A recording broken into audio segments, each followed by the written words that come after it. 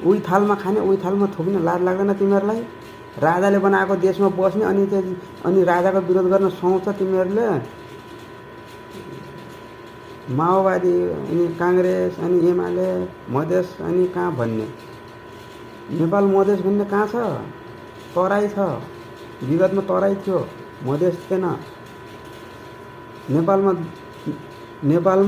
नेपालमा अहिले दलित मन्त्री कोही बन्या छ? ल हेर्नुहोस्, अहिले यो गणतन्त्र भएदेखि एउटा दलित मन्त्री बनेको तपाईँ चाहिँ कोही देखाउनुहोस्। राजाको पालामा गोल्जे सार्की मन्त्री थिए, राजाको पालामा गोल्जे सार्की मन्त्री थिए।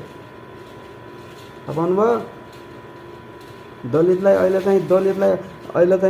दलितलाई हेर्छ भन्नुहुन्छ नि, राजाले चाहिँ सम्मान दिएका थिए, गोल्जे सार्की मन्त्री थिए त्यति बेला। भनेपछि अहिले चाहिँ तपाईँहरू के अरे वो दलित भन्नुहुन्छ। नेपालमा दलित तपाईँ दलित भन्नुहुन्छ, दलित कोटा खारिज गर्नुपर्छ, दलित नै राख्नु हुँदैन। जात भात मान्दैनौँ भन्ने, अनि त्यसपछि अनि दलित कोटा राख्ने, खुसो दलितको भत्ता खाने, अनि त्यहाँदेखि दलित अनि त्यो दलितको भत्ता खाए त जात छुट्टीको हेर। दलित कोटा होइन, गरिब कोटा हुनुपर्छ, गरिब कोटा। दलितको संविधानले नै जातीय विभेद गरिदिइसक्यो त अहिलेको गणतन्त्रले। उहिले विभेद गरेका थिएन, अहिले विभेद गर्यो। गणतन्त्रले जातीय विभेद गरेका छ। तपाईँहरू मान्नुहोस् नमान्नुहोस्, जातीय विभेद त गणतन्त्रले माथि संविधानमा के लेख्यो भने चाहिँ दलित कोटा भनेर लेख्यो। दलित कोटा होइन, गरिब कोटा लेख्नुपर्छ। अनि त्यो जातीय त्यो दलित भत्ता होइन, गरिब भत्ता आउनुपर्छ। दलित भत्ता आउनु हुँदैन, गरिब भत्ता आएपछि सबैले सम्मान पाउँछ। दलित भत्ताले के गर्छ भने दलित र क्षेत्री छुट्याइदिन्छ।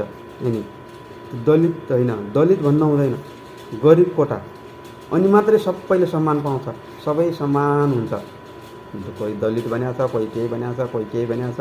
अनि त्यसैले गर्दाखेरि राजाले बनाएको देशमा बसेर राजाको विरोध गर्नु भनेको आफ्नै बाका मुखमा थुक्नु र आफ्नै बाला लात्तेले हान्नु हो। आफ्ना बालाई लात्तेले हान्ने जस्तै राजालाई गाली गर्नु र आफ्ना बाला लात्तेले हान्नु एउटै हो, चाहे तपाईँहरू मान्नु चाहे नमान्नुहोस्। त्यसैले गर्दाखेरि राजाले बनाएको देशमा बसेर राजाको विरोध गर्नु सुहाउँदैन, त्यही भएर बिग्रेको देश हो यो। अरूले चाहिँ सबैले सुन त। अब शेरबहादुर देउवाले अनि केपी ओलीले